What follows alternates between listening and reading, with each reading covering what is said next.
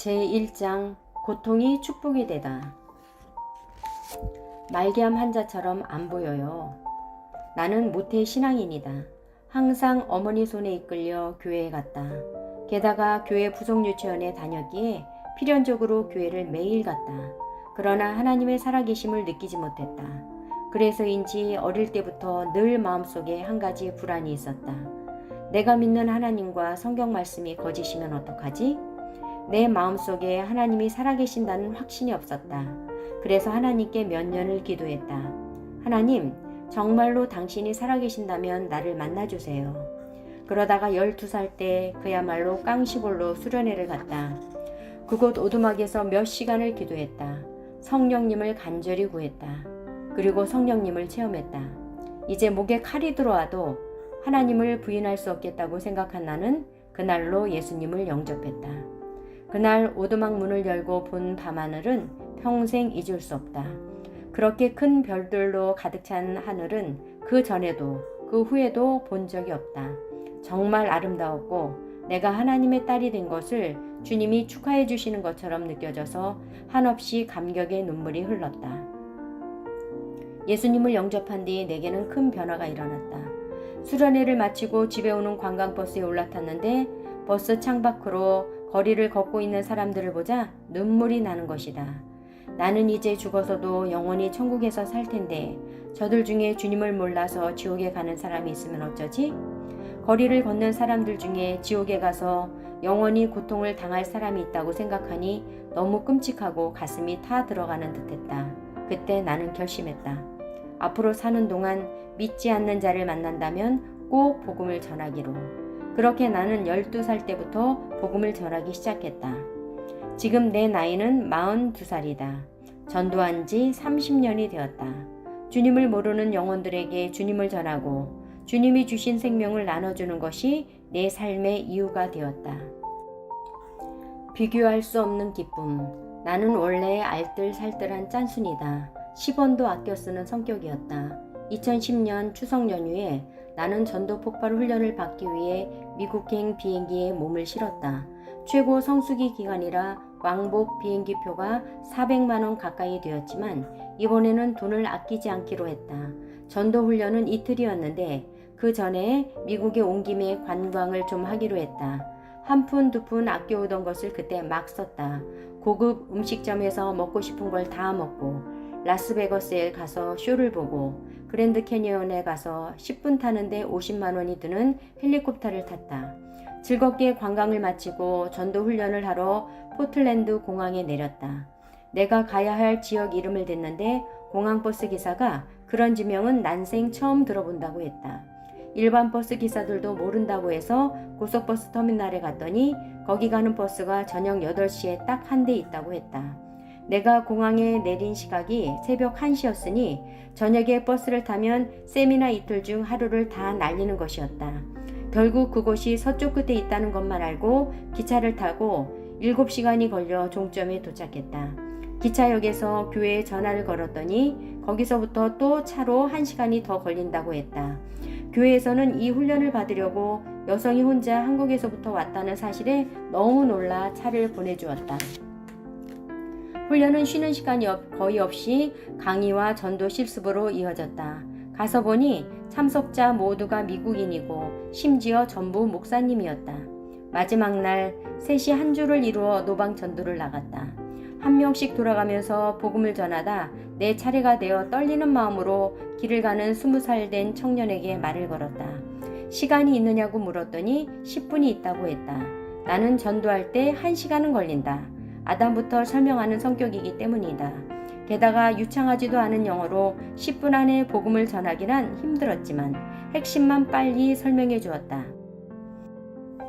그런데 놀라운 일이 일어났다. 복음을 다 듣고 난 그의 눈에 눈물이 가득 고이면서 자신도 예수님을 믿고 천국에 가고 싶다고 말하는 것이 아닌가. 그는 예수님을 영접하는 기도를 했고 우리는 페이스북 주소를 교환했다. 시간과 언어의 제약을 뛰어넘어 역사하시는 성령님의 일하심을 보며 전도는 내가 하는 것이 아니라 성령님께서 하신다는 것을 다시 한번 확인했다. 나는 귀국해서 그 형제가 궁금하여 그의 페이스북에 들어가 보았다. 나와 만난 날 그가 올린 글이 있었다. 오늘 길거리에서 하나님에 대해 말하는 사람을 만났는데 태어나서 그렇게 큰 사랑을 느껴본 적은 처음이었다. 나는 너무 기뻐서 울고 또 울었다. 그때 깨달았다. 잃어버린 영혼이 주님께 돌아오는 것을 보는 것만큼 나에게 큰 기쁨과 행복을 주는 일은 없다는 것을. 그래서 나는 그 삶에 올인하기로 했다. 내 남은 삶을 생명의 복음을 전하는 데 쓰고 싶어서 선교사가 되기로 결심했다. 그리고 선교사가 되기 전에 하나님의 말씀을 더 깊이 공부하면 좋겠다는 마음이 들어서 곧장 직장을 비롯한 모든 것을 접고 이듬해인 2011년 7월 시카고에 있는 트리니티 신학교에 유학을 갔다. 내가 신학교에 가기로 결심했을 때 세상적인 관점에서 좋은 직장을 갖고 있었기 때문에 많은 사람들이 내게 어려운 선택을 하셨네요 라고 말했다. 그러나 그것은 나에게 있어서 이기적인 선택이었다. 물론 신학교에 가는 일, 선교사가 되겠다는 결심은 어려운 선택일 수 있다. 하지만 내가 그 결심에 1초도 걸리지 않는 이유는 일주일 동안 펑펑 돈을 쓰면서 하고 싶은 일을 다 해보았기 때문이다. 그것은 재밌고 즐거운 경험이었다. 그러나 그 기쁨은 한 청년이 예수님을 영접하는 기쁨과는 비교할 수 없었다. 조금이라도 비교할 수 있었다면 신학교 진학을 고민했을지 모른다. 하지만 비교할 수가 없었다. 하나님의 특별한 인도하심으로 가게 된 학교에서 나는 성경을 더 깊이 묵상하고 공부에 열중하면서 주님께만 더욱 집중하는 시간을 보냈다. 원인 모를 두통. 2013년 1월 9일 갑자기 머리가 아팠다. 머리 안쪽에 폭탄이 들어있어서 팡 터질 것 같은 압력이 느껴질 정도였다. 고통이 얼마나 심했던지 차라리 벽에 머리를 찢는 게 더 나을 정도였다. 그날 나는 생전 처음 느끼는 고통으로 내가 오늘 죽는구나 라고 생각했다. 그래서 3살 때부터 그때까지 지은 모든 죄를 밤새 회개했다. 혼자 기숙사 방에서 머리를 벽에 찢고 있다가 이튿날 병원에 갔다. 병원에서 머리에 대한 각종 검사를 하며 뇌에 MRI를 찍었으나 이상이 없었고 의사들은 내게 안심하라고 했다. 겨울방학 때는 학비를 마련하기 위해 한국에 와서도 여러 병원을 돌아다니며 두통의 원인을 찾으려고 했다. 나는 내 병이 심각하다고 느꼈는데 의사들은 내가 예민한 것일 뿐이라고 했다. 그 후로도 두통은 계속되었고 건강이 급속히 나빠져 겨우 학기를 마치고 인턴십을 하기 위해 귀국했다. 우리 학교는 졸업 전에 인턴십 전도사를 해야 했기 때문이다. 나는 1994년 지구촌 교회가 시작할 때부터 20년간 함께했다. 대예배 반주자로 10년 동안 섬겼고 대학부 리더로 7년을 섬겼다. 그래서 모 교회인 지구촌 교회 대학부에서 인턴을 하고 싶었다. 대학부 목사님께 부탁을 드렸더니 감사하게도 허락을 해주셨다. 그렇게 5월부터 인턴 전도사를 하기 위해 귀국했다. 사역을 시작하기 한 주 전에 근처 대학병원에 건강검진을 했다. 6개월간 두통으로 인해 힘들었고 몸도 약해졌는데 의사들이 머리만 봤기 때문에 종합검진을 해서 몸에 이상이 없는지 확인해 봐야겠다고 생각한 것이다. 전도사 생활을 시작한 그 주 금요일에 건강검진 결과를 들으러 갔다. 그날은 교역자 회의가 있는 날이었다. 나는 회의 시작 전에 혼자 병원에 가서 얼른 결과를 듣고 와야겠다고 생각했다. 나를 만난 의사는 내게 물었다. 그동안 왜 건강검진을 하지 않으셨습니까? 일이 좀 바빠서요. 의사는 내가 너무 늦게 병원을 찾아왔다고 했다. 암을 발견하다. 2013년 5월 31일 내가 암에 걸렸다는 것을 알게 되었다. 의사는 내 배 안에 12cm가 넘는 암덩어리가 2개 있는데 주변으로 많이 퍼져 있는 상태라고 했다. 그토록 큰 게 내 뱃속에 있다고 해서 굉장히 놀랐다. 암이 발생한 곳은 직장이었다. 내가 암일 것이라고는 상상도 못했지만 장이 아플 거라고는 더더욱 생각하지 못했다. 왜냐하면 나는 항상 내 장이 튼튼하다고 자부했기 때문이다. 암덩어리를 보는데 그게 나의 쥐처럼 느껴졌다. 생김새가 너무 끔찍했다. 의사는 닷새 뒤인 수요일에 수술 날짜를 잡아주면서 겁을 줬다. 수술을 하지 않으면 당장 죽을 것입니다. 나는 차분하게 말씀드렸다. 가족과 의논도 해보고 저도 좀 생각을 해봐야 할 것 같습니다. 의사는 화를 내면서 목소리를 높였다. 이것은 생각해볼 케이스가 아닙니다. 나는 속으로 생각했다. 아니, 내가 장에 암이 걸렸지 머리에 암이 걸렸나? 의사는 내가 판단 능력을 상실한 사람인 양 다그쳤다. 내가 암이라는 사실이 알려지자 주위에서 셀 수 없이 많은 조언들이 쏟아졌다. 모두 나를 위해 하는 말들이고 각자 자신이 알고 있는 치료법들의 확신을 가지고 조언을 했다. 여러 사람의 의견과 치료법에 대한 압박 속에서 나는 하나님의 지혜를 구했다. 사람의 지혜로는 알지 못했다. 수술 결과가 어떨지, 내가 수술 날보다 더 빨리 죽을지, 수술 날 죽을지 알 수 없었다. 주님만이 아셨다. 나보다 나를 잘 아시고 나를 만드셔서 내 몸을 잘 아시고 또 결정적으로 모든 생명의 주관자이신 하나님께 지혜를 구해야겠다고 생각했다. 너희 중에 누구든지 지혜가 부족하거든 모든 사람에게 후히 주시고 꾸짖지 아니하시는 하나님께 구하라. 그리하면 주시리라. 야고보서 1장 5절. 이 말씀에 의지해서 지혜를 구했고 나는 결정을 내릴 수 있었다. 나의 아버지는 암으로 돌아가셨다. 그때 의사가 6개월에서 2년 정도 사실 것이라고 했는데 2주 만에 돌아가셨다. 그래서 나도 내가 2주 만에 죽을 수 있겠다는 생각을 했다. 그렇다면 수술과 방사선 치료로 남은 시간을 보내기보다는 하루든 일주일이든 1년이든 생명의 복음을 전하다가 주님 앞으로 가고 싶었다. 그렇다고 내가 현대의학을 무시하는 것은 아니다. 예수께서 들으시고 이르시되 건강한 자에게는 의사가 쓸데없고 병든 자에게라야 쓸데있느니라. 마태복음 9장 12절. 예수님도 의사가 쓸데있다고 하셨다. 지혜와 권능이 하나님께 있고 계략과 명철도 그에게 속하였나니. 욥기 12장 13절. 하나님의 어리석음이 사람보다 지혜롭고 하나님의 약하심이 사람보다 강하니라. 고린도전서 1장 25절. 현대의학을 존중하지만 이 세상 어떤 의사도 내 몸에 좋은 게 뭔지 하나님보다 더 자세히 알 수 없고 하나님보다 지혜로울 수 없다. 권위 있는 S병원 같은 경우 병원장 소개로 갔기 때문에 담당 주치의께서 직접 나에게 전화를 하셨다. 당장 수술하지 않으면 당신은 죽습니다.